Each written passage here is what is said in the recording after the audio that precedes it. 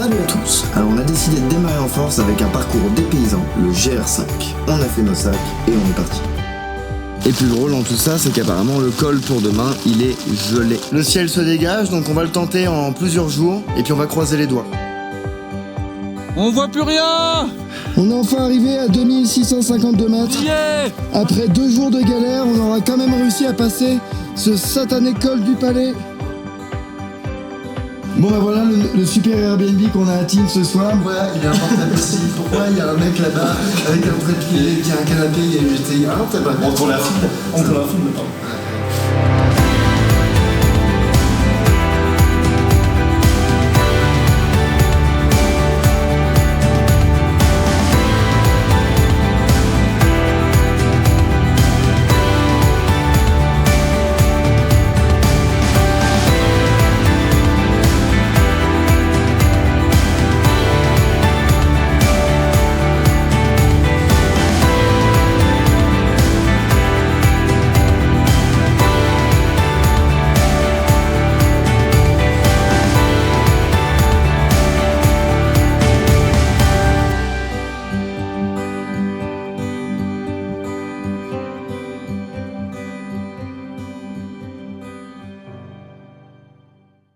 On est parti de Tignes ce matin en direction du Val d'Isère. Alors apparemment les locaux nous ont dit qu'il valait mieux éviter de prendre la route du GR5, plutôt prendre un autre chemin apparemment qui est plus joli, qui passe par la forêt. Et ensuite on récupère la route en direction du col de l'Iseran.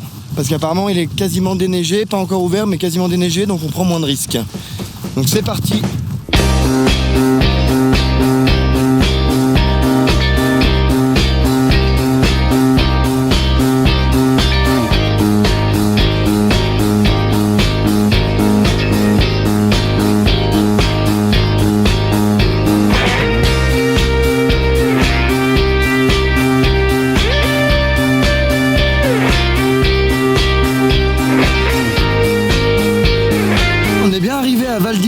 Pour manger ce midi, et en fait sincèrement le petit conseil des montagnards qu'on a rencontrés hier, de passer le long de la gorge ici à côté du lac de Chevry après Tignes, c'est vraiment une bonne idée parce que sinon le GR5 nous aurait fait passer par là-haut, et là finalement on a fait un joli sentier qui était super cool, donc je conseille vraiment sincèrement de faire ce petit crochet. De toute façon dans tous les cas on arrive à Val d'Isère, mais au moins de passer par les gorges, parce que c'était vraiment une super balade intéressante. C'est vrai que c'était super cool. Ouais, non, franchement, c'était vraiment sympa. Là, par contre, depuis tout à l'heure, on est aussi entre pluie, soleil.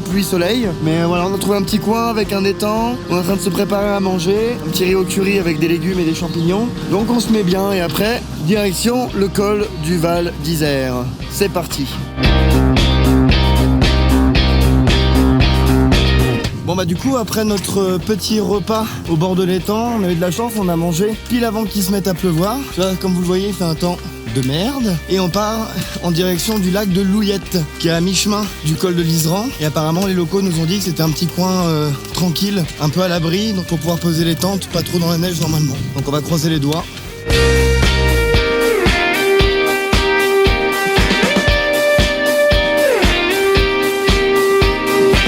Bon bah depuis tout à l'heure on n'arrête pas de monter hein. On est parti de là-bas, tout en bas, et là on est tous claqués.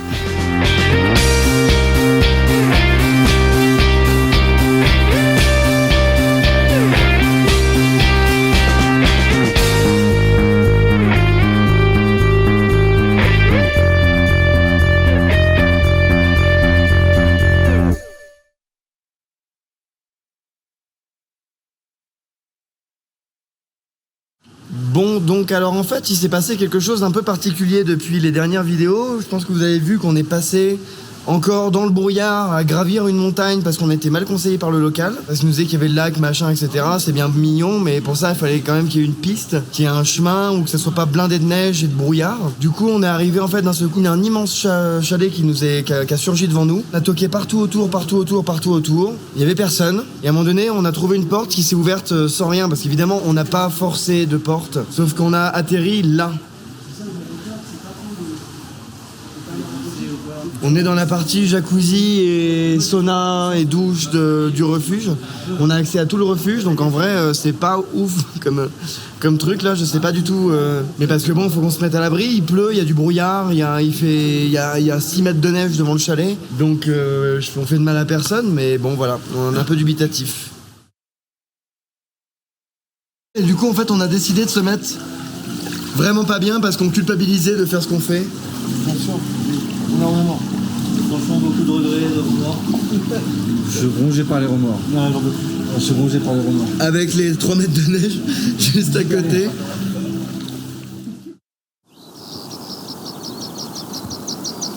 Bon bah après une nuit particulière, on s'est levé, on a dormi avec la lumière allumée toute la nuit, avec le jacuzzi allumé toute la nuit, mais bon je pense qu'il y en a qui sont beaucoup plus malheureux que nous. Par contre c'était pour faire un petit point parce que le local nous avait pas du tout expliqué que le chemin vers le lac n'était pas du tout praticable et je pense que le chalet était pas encore occupé, mais au moins on s'est mis à l'abri parce que cette nuit il faisait moins 10 degrés.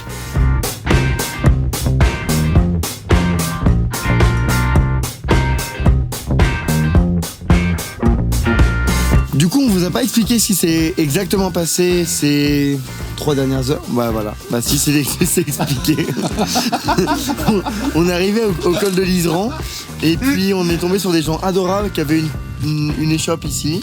Et en fait, au final, bah, on a commencé à vouloir boire un verre, manger un coup. Ils ont été adorables, ils nous ont offert des frites. Il s'est passé plein de choses. Du coup, on est arrivé à midi moins le quart. Il est 6h30 et on n'est toujours pas parti.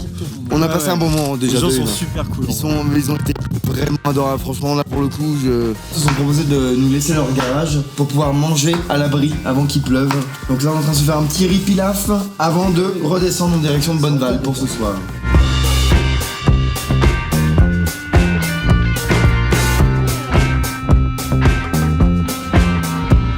On a descendu le col de l'Iseran tranquillement, sans trop d'encombre. Peut-être une petite cheville pour Ilan, mais normalement ça devrait aller. Et puis là on a trouvé un petit endroit à peu près plat, au milieu des bousses de vache, pour poser la tente pour la soirée.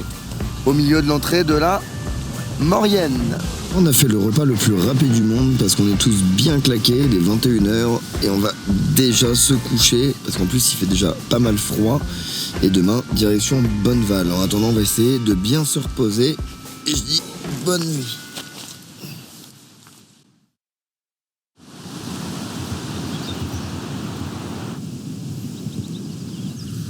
On achète du café aussi, on a un peu pour demain matin. On replie le camp tranquillement et on a de la chance, il fait super beau. Et là, on va se diriger par en bas pour aller à Bonneval. Une jolie petite descente sur la route, alors c'est parti.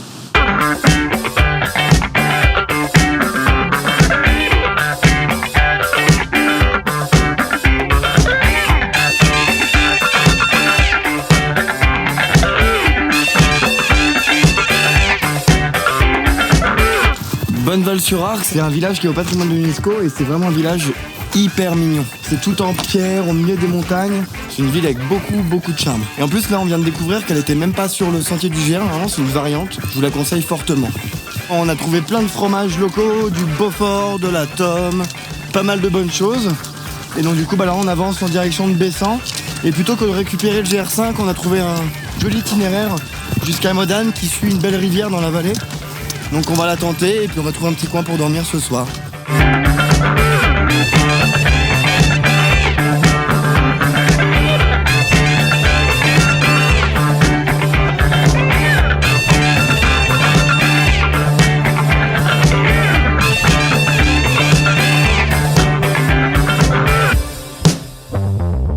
Bon du coup qu'est-ce qui se passe quand on marche pendant à peu près 1h30 sur ce joli petit sentier qu'on appelle le sentier du bonheur et qu'on longe forcément un cours d'eau? Et ben avant d'arriver à une ville, d'un seul coup on rencontre un coin comme celui-ci. Donc on pose les tentes.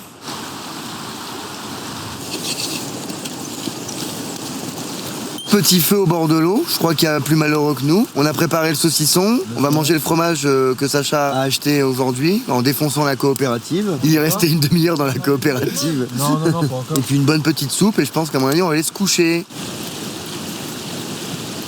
Alors je peux vous dire que ce reblochon au lait cru fermier de Savoie, c'est une tuerie après le repas. T'en penses quoi, Sacha? J'en pense qu'on a d'autres à goûter là. On a même pas goûté. Voilà. Ça lui a ouvert l'appétit.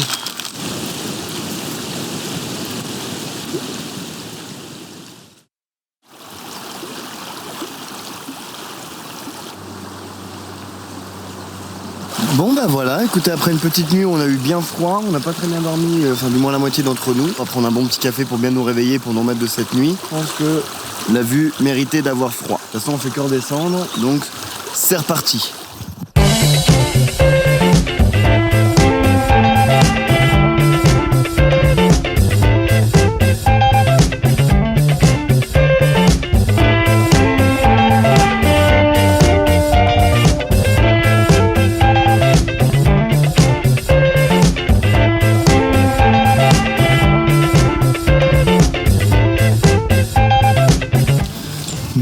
Écoutez, voilà, on est arrivé à Bessan tranquillement ce midi. On en a profité pour manger dans ce joli petit village qui est à peu près aussi mignon que Bonneval, un peu plus grand, un peu plus dynamique, avec plus de choses ouvertes.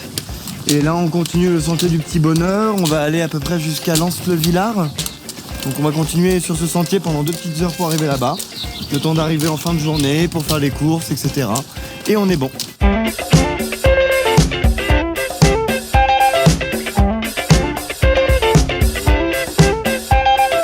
Franchement, je vous conseille sincèrement de faire cette variante du GR5 par le sentier du Petit Bonheur. Parce que bon, déjà de une, ça grimpe beaucoup moins. Et ensuite, en fait, on fait que passer dans des petits villages avec beaucoup de patrimoine, des super produits locaux. Les gens sont hyper accueillants, gentils. Et en plus de ça, on passe que dans des sentiers complètement fleuris. C'est un régal pour les yeux, les couleurs. Plutôt que de suivre le GR, prenez cette variante-là.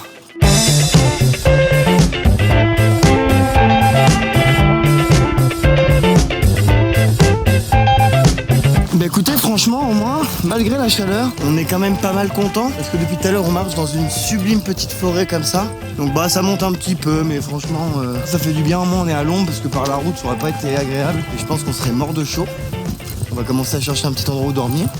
Bon bah voilà, encore une fois de plus, au moment où on marche, on est à 5 minutes à pied du village où on doit passer pour faire des courses demain. Et pour pas changer une équipe qui gagne, et ben on a trouvé un super spot pour poser les tentes. Je vais vous faire un petit visite d'idée. On a nos tentes, on a petite table de camping, on a un piano droit pour Ilan, et là petit hamac posé au bord du ruisseau.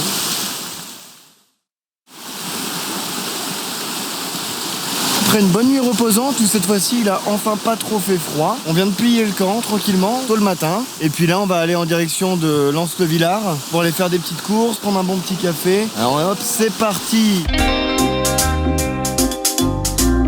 On a fait nos petites courses.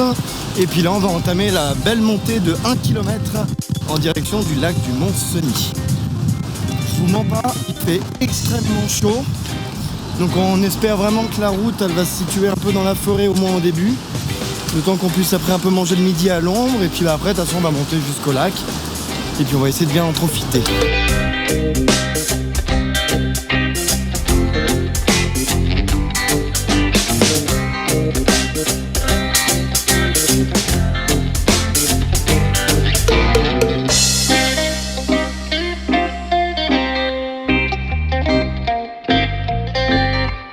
Bon bah voilà, on est enfin arrivé tranquillement là en fin de journée. Et je pense qu'il n'y a pas d'endroit plus magique sur Terre. On a trouvé un petit coin pour poser les tentes, avec direct vue sur le lac. Est-ce que c'est pas la vie ça, putain ?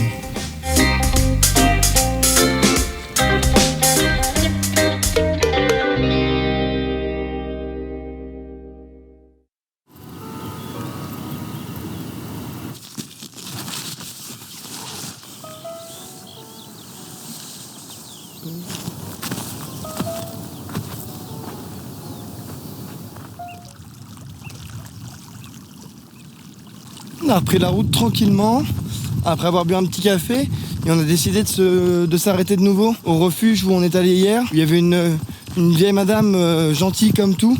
C'était un vrai puits d'histoire. Donc on a passé en fait un petit moment avec elle à écouter ce qu'elle avait à nous dire. Du coup on prend la route jusque Lens-le-Bourg. Un petit coup d'eau, et puis c'est bon.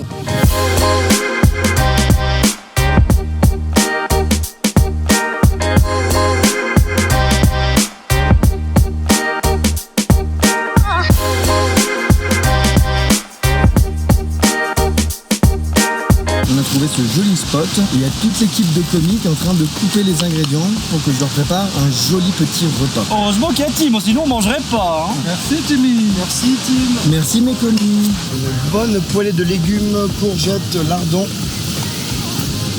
Comme ça. Bien relevé avec un peu de piment d'Espelette. Comme ça. On va mettre un petit peu plus en l'air. Hop là. Avec des pâtes et du gruyère. Oh putain, ça sent bon. Ça sent très bon. Voilà, là, on est bien parti là.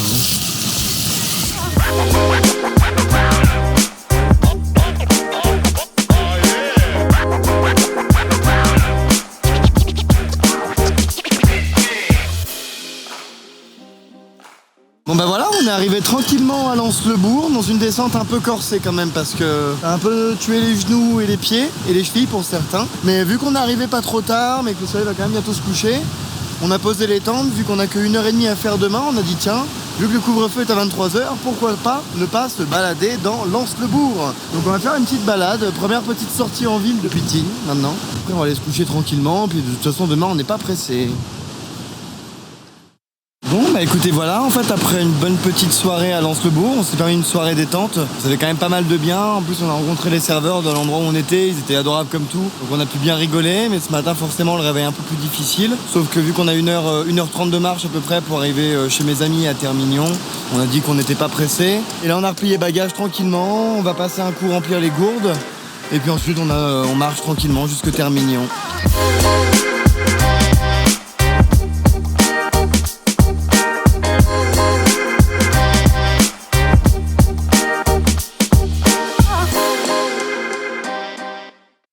Bon bah voilà, on a un petit peu de vent là maintenant, mais on entame la dernière redescente vers la vallée de Termignon. Dans 15 minutes, on arrive à bon port pour aujourd'hui. On va faire une petite pause de 2 jours avec des petites activités prévues au programme, mais ça, je les garde en surprise.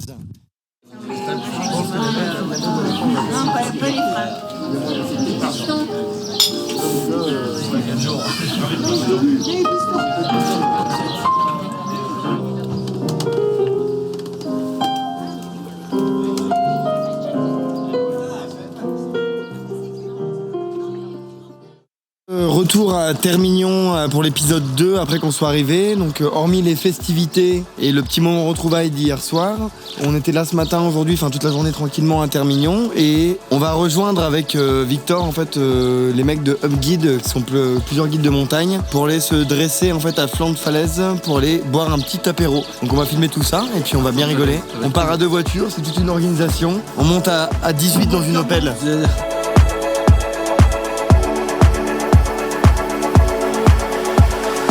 Bon bah voilà, on est équipé, on part tranquillement sur la Via Ferrata, je me casse déjà la gueule. Donc voilà, tout le monde est équipé et on est parti.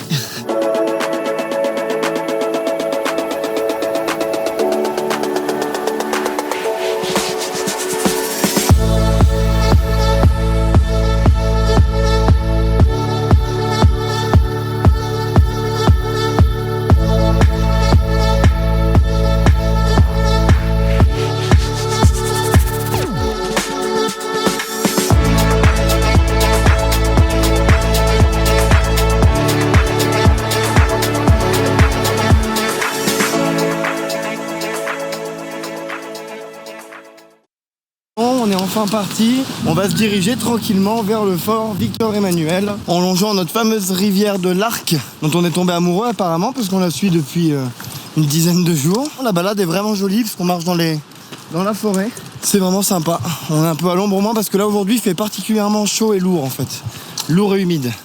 Il y avait quelque chose que j'ai oublié de dire, c'est qu'en fait on est dans le parc régional de la Vanoise, et le petit truc intéressant à savoir sur cette région là, ce serait par ici que serait passé Hannibal. Donc du coup il y a plein de petites statues représentant Hannibal sur ses éléphants. C'est dans cette vallée et par le col du Mont-Cenis qu'il serait passé pour aller envahir Rome.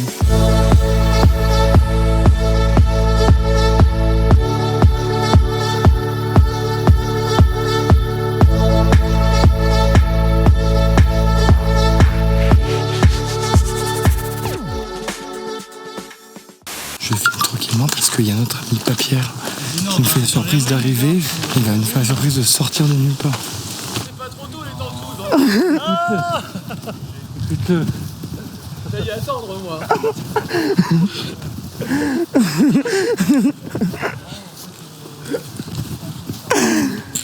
Et voilà. On a un peu... Enculé! Qu'est-ce que tu fais là? Conspiration. Timidement il est au courant. C'est gros. C'est ça qui m'a gancé. Je suis au courant depuis le col du palais, mec. Hein. Oh loulou! Donc on fait un trade de lâcheur?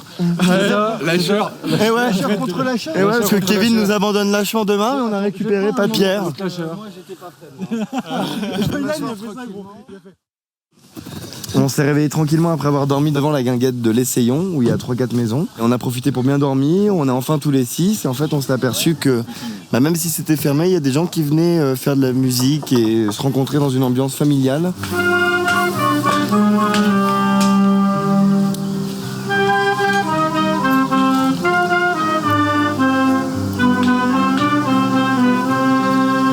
On va aller visiter le fort Victor Emmanuel. Du coup, on va pouvoir laisser nos affaires ici, se balader sans sac, un peu plus léger.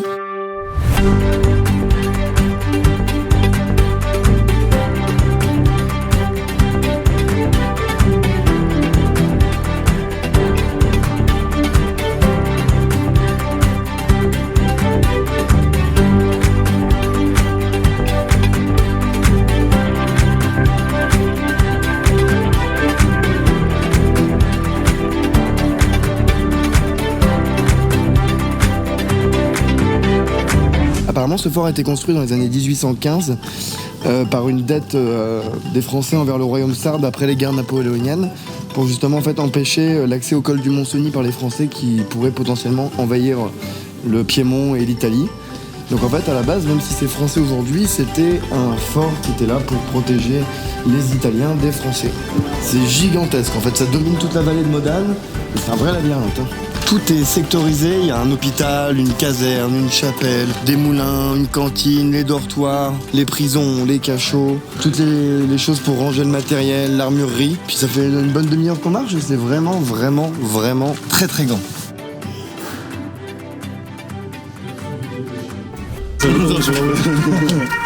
Une boîte rouillée qui fait de la musique. Oh oui.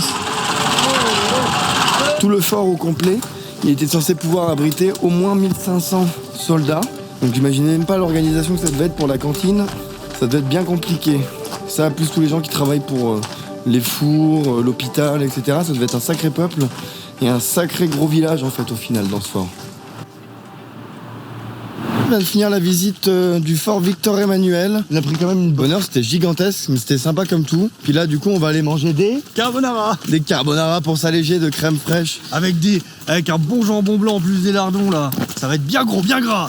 Comme on aime, petite demi-heure, 1 heure de digestion, le temps de rassembler les affaires. Faire à bouffer sous la pluie, c'est génial. Je vais faire un peu. Il y a des sacs, Dans ma table. On a bien mangé. Et puis on part tranquillement tous les 6 en direction de Modane. On va passer par le pont du Diable. Donc on a une jolie petite descente, une balade dans la forêt. Et ensuite on va rejoindre la route pour aller jusqu'à Modane. Normalement il y en a pour 2 heures, 2 heures et demie de marche, je pense.